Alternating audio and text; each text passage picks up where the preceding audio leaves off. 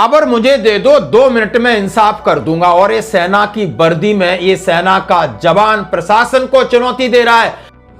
इतना हक मैं रखता हूँ इंसाफ करने के लिए, पर मैं परमिशन लूंगा। जैसे आप लोगों ने इनको बाहर छोड़ रखा है ना, वैसे मेरे को फिर परमिशन चाहिए आपकी। जब तक वो अंदर नहीं होंगे और मेरे को परमिशन ये चाहिए, आप नहीं कर सकते, मेरे को परमिशन चाहिए। फिर जो हम करेंगे वो फिर तरीके देश के फौजी का अपमान नहीं सहेंगे, नहीं सहेंगे, नहीं सहेंगे। आज चाहिए सीबीआई की, चाहे लड़की के प्रति हो चाहे मर्डर के प्रति हो। यानी हमें थोड़ी सी पावर दे दो, या सेना मुझे थोड़ा फ्री कर दे, 2 मिनट लगेंगे इंसाफ करने में। हाँ बिल्कुल दोस्तों, हत्या या और कुछ, मुझे पावर दो, मैं खुद इंसाफ कर लूंगा। छोटे भाई की संदिग्ध मौत पर पुलिस पर बरसा फौजी जवान, वीडियो जबरदस्त वायरल हो रहा है। हमें लोगों ने भेजा है कि साहब अपने प्लेटफॉर्म से चलाइए, आज फौजियों की हालत ये है। पुलिस बिल्कुल तवज्जो नहीं दे रही कहीं भी, और उसके परिवार के साथ मुश्किल हो रहा है। माता पिता भाई, और अब ये वर्दी पहन करके आ गया है। इसने बोला अपनी नौकरी दांव पे लगा दी है, कोई साथ देना दो, नहीं तो हम अपने हाथ में पावर लेंगे। यानी ये बहुत बड़ा चैलेंज है। प्रशासन से मैं ये चाहता हूँ, डीसी साहब तो इंसाफ नहीं दे पाएंगे क्योंकि उसने दिया नहीं। वो इस चेयर में बैठा हुआ है इंसान। अगर मैं एक वर्दीधारी उस अफसर को इतनी बात बोल रहा हूँ, उस चेयर को छोड़ दो, सीबीआई जांच करो। क्योंकि अभी जो केस हुआ मर्डर केस को, ये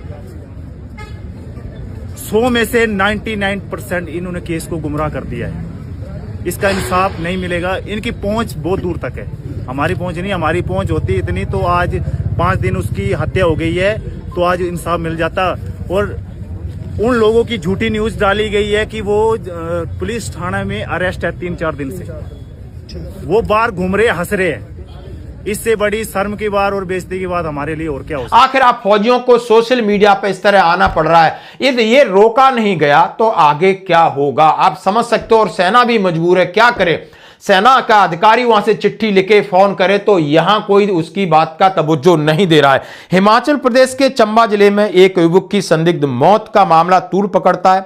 बरौर पंचायत के चम्यूड़ू गांव के सड़क किनारे उसका शव मिलता है। सीबीआई जांच की मांग उसका भाई कहता है। भाई छुट्टी पर आता है, सेना की वर्दी में घर पहुंचता है, प्रशासन पर सवाल खड़े करता है।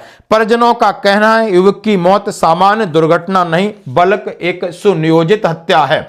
इससे पहले भी मृतक के परिजनों ग्रामीणों ने पुलिस थाना चंबा में प्रदर्शन कर निष्पक्ष मांग की जांच की, चक्का जाम किया। आप देख सकते हो फौजी भाई ने सीबीआई की जांच की है। मामला आप समझ सकते हो कि शुक्रवार रात को छमेरी गांव के रहने वाले सोनू 35 साल, जो कि एक फौजी का भाई है, उसकी लाश मिली थी। सोनू का शव नाले में मिला था, लेकिन उसके एक हत्या हुई है, लेकिन कोई गिरफ्तारी नहीं हुई है। और इनको पता है, ये नाम ले रहे हैं, लेकिन पुलिस के पास साक्ष्य नहीं है या सबूतों का अभाव है। ये सीबीआई जांच की मांग कर रहा है। आप देख सकते हो कि जिंदगी एक फौजी के लिए कितनी कठिन है। समाज में रहना है तो अब किस किस से डर के रहें, बॉर्डर पर रहना है तो सामने दुश्मन है, यहां भी दुश्मन है। आपको अपने आप को बचाना, अपने धर्म को बचाना, अपनी ईमानदारी को बचाना इस देश में बहुत ज्यादा मुश्किल होता जा रहा है। धन्यवाद। मैं अभी कार्यरत हूँ सेना में। एक्चुअली मामला इतना गंभीर हो जाएगा मुझे इसकी आशंका नहीं थी, क्योंकि हम उसी गांव के रहने वाले हैं। और सबसे बड़ी खूबसूरती, हम एक हिमाचल के रहने वाले हैं। और एक सबसे बड़ी खूबसूरती ये भी, हम एक चंबा के रहने वाले हैं, जो एक हिमाचल को देवभूमि बोलते हैं जिसको। और तरह तरह के लोग आते हैं, टूरिस्ट। एक चंबा और हिमाचल का नाम चलता है इससे। और इसकी खूबसूरती है, बंदों का रहन सहन और इनकी जो अच्छाई है वो दूर दूर तक जाती है। तो हम ज़्यादातर फौजी हिमाचल और के रहने वाले सबसे ज़्यादा सेना में कार्यरत रहते हैं। अभी हम जो सेना में कर रहे हैं वो हम एकदम सिविलियन को इतनी चीज़ें नहीं बता सकते, वो मैं कैमरे के सामने नहीं बताऊंगा। पर मैं इतना बताना चाहता हूँ, जो आप हमारा परिवार, मेरा परिवार तो पूरा देश है ना। मेरा परिवार, मेरी फैमिली तो जो चंबा है, बिल्कुल, जो चंबा के रहने वाले जितने भी लोग हैं, चाहे वो किसी भी धर्म का हो, वो सारे हमारे भाई है, मेरे बुजुर्ग है, वो मैं उनका बेटा हूँ। प्रशासन का फर्ज ये बनता था, अगर फौजी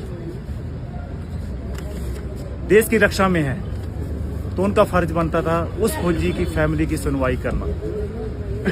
प्रशासन के पास हम कई बार गए, और पिछली बार वीडियो में अभी जनवरी में हाल ही में आया था छुट्टी, अभी 1 मंथ भी नहीं पूरा हुआ।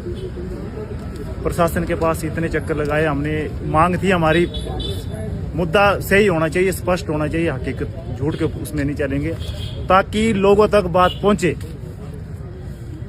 कि कार्रवाई क्या थी और हकीकत क्या है।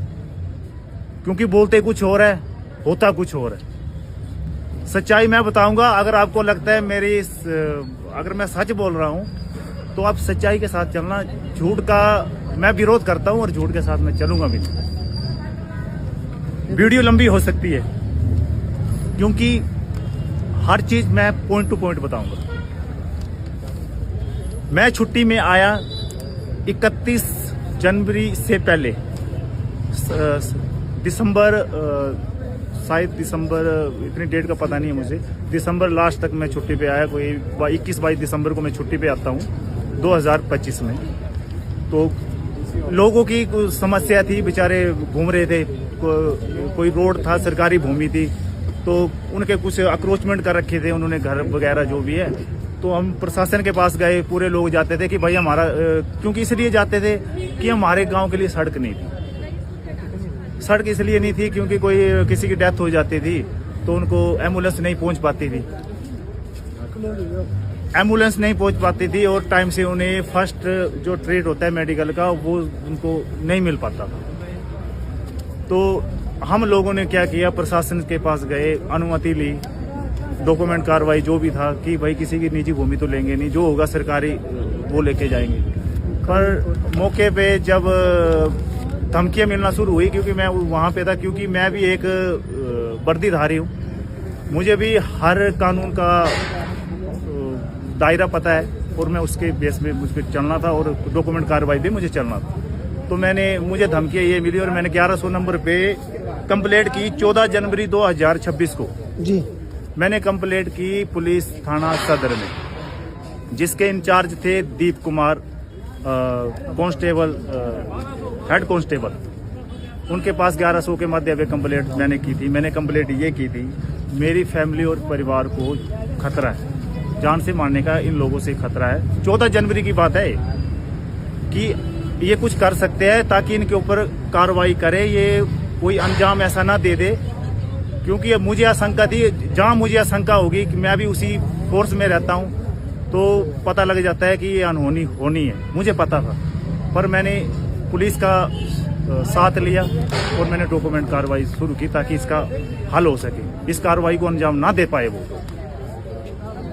दीप जी बुलाते हैं, उन लोगों को बुलाते हैं, पहले मैं तो लेट जाता हूँ, पहले गेस्टों की तरह वो बुलाता है, बैठाता है, चाय कॉफी पिलाता है, चलो कोई बात नहीं।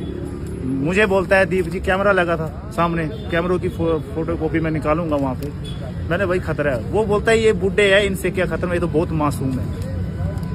मासूम शकल से नहीं होता है, मासूम उसकी सोच और जो उसका मानसिक संतुलन है, वो वहां से शुरू होता है उसका, वो क्या सोच रहा है। अगर वो कार्रवाई उस टाइम कर देता दीप कुमार, आज ये मेरा भाई जिंदा होता। 7 महीने पहले मेरा एक छोटा, मेरे से बड़ा भाई, उसकी डेथ होगी। अभी मेरे को तो ऐसे लग रहा है कि डेथ होगी, तो सभी यही बोल रहे हैं कि डेथ होगी। मुझे लगता है उसमें भी साजिश है। एक परिवार के 2 जवान ब्रदर मेरी हत्या हो जाती है, तो इसमें सबसे बड़ी बात यह है, फिर उसके बाद पुलिस कार्रवाई नहीं करती है। आ जाता हूं मैं भी, मैंने चलो कोई बात नहीं, कैमरे कूमरे में कैप्चर हो गया, नहीं करेंगे, गांव के लोग हैं, एक ही गांव के रहने वाले। तो हम क्या करते हैं, जो सरकारी जो रास्ता होता है, तो प्रशासन को बोलते हैं पैसे की कमी है, कुछ पैसे की कमी है। मैं भी वहीं पे था, पैसे की कमी है, तो एडीसी साहब के पास एक एप्लीकेशन लिखाई, बाकायदा जो जेसीबी लगानी थी वो लिखाया।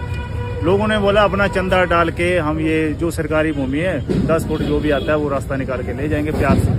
और मैंने सबसे पहले बात ये की थी, एसपी जो चंबा बैठते हैं उनको मैंने 2 दिन पहले एप्लीकेशन ये लिखी मैंने सर परमिशन मिल चुकी है रोड निकालने की कि हाँ गांव वाले पैसा डाल के रोड निकाल के ले जा रहे हैं, अपना पैसा लगा रहे हैं सभी चंदा डाल के, और ये परमिशन दे दी है कि आप लगा लो। पीडब्ल्यू ने एनओसी दी, आईपीएच ने एनओसी दी, हमें किसी की निजी भूमि में कोई दखलंदाजी नहीं की। हमने बिल्कुल डॉक्यूमेंट और अलीगढ़ कोई ऐसा तरीका नहीं अपनाया, बिल्कुल स्पष्ट और पानी की तरह वो तरीका हमने अपनाया। शायद मैं जोश में इसलिए नहीं बोल रहा हूँ, जोश करना अलग चीज है। मुद्दा इन्होंने बहुत भटकाया है, भटका रखा है। उसके बाद एसपी साहब को मैं लेटर दे के आया कि सर अपने आप पुलिस भेजिए, इतनी तारीख को ये कर सकते हैं। तो एसपी साहब का जवाब था ये आप दे जाओ, मैं एसओ साहब को मार्क कर दूंगा, आप काम लगाइए। अगर आपके ऊपर कोई कार्रवाई करता है, अगर मार कुटाई के लिए आपके लिए कोई आता है, आप 112 के माध्यम और एक नंबर कुछ और बताया था उस पर कॉल करना, और पुलिस पूरी हमारा डिपार्टमेंट आपके पक्ष में आएगा। कि डिपार्टमेंट हमारे साथ था, किसी का तो कुछ वो किया नहीं हमने। चले जाते हैं लोग अच्छे तरीके से, कोई किसी से लड़ाई नहीं, कोई किसी से झगड़ा नहीं किया, चुपचाप रोड निकाला और अपने ले गए। और ये लोग क्या करते हैं जिन्होंने आज हत्या को अंजाम दिया, ये लोग ये करते हैं कि सरेआम धमकी दी। उस टाइम मैं उधर था और मैंने वीडियो बनाई उनकी, वो पूरी वीडियो मेरे पास है, और लोकेशन टाइम समय जान से मारने की धमकी दी, वो वीडियो क्लिप है। वीडियो है आपके पास? वीडियो मेरे पास है, सबूत वीडियो चलो ज्यादा शॉर्ट में क्यों जाना, आप क्या चाहते हैं प्रशासन से वो बोलो आगे। प्रशासन ये जो हरकत हुई है, जो डेथ हुई है, डेथ ये हमारे नहीं, चंबा में कई कांड हो गए हैं। चंबा में, इसी चंबा में, चंबा को देव भूमि बोलती है, और एक भाईचारा के तौर पे एक मिसाल भाईचारा को माना जाता है। और चंबा की संस्कृति इतनी अच्छी संस्कृति है, उसको आज जो कांड यूपी और श्रीनगर में हो रहा था वो खत्म कर दिया, आज चंबा में शुरू कर दिया आप लोगों ने। वो किसकी वो है? राजनीति इन्वॉल्व है इसमें। अगर इनके ऊपर कार्रवाई नहीं हो रही है तो इसमें राजनीति इन्वॉल्व हो सकती है। उनको सरेआम लाओ, उनको खड़ा करो। कौन राजनीति इतनी कर रहा है, कितनी पावर में आ गया जो मर्डर को उसको डेथ को उसको सुसाइड को वो कर रहा है। हमें सीबीआई जांच चाहिए।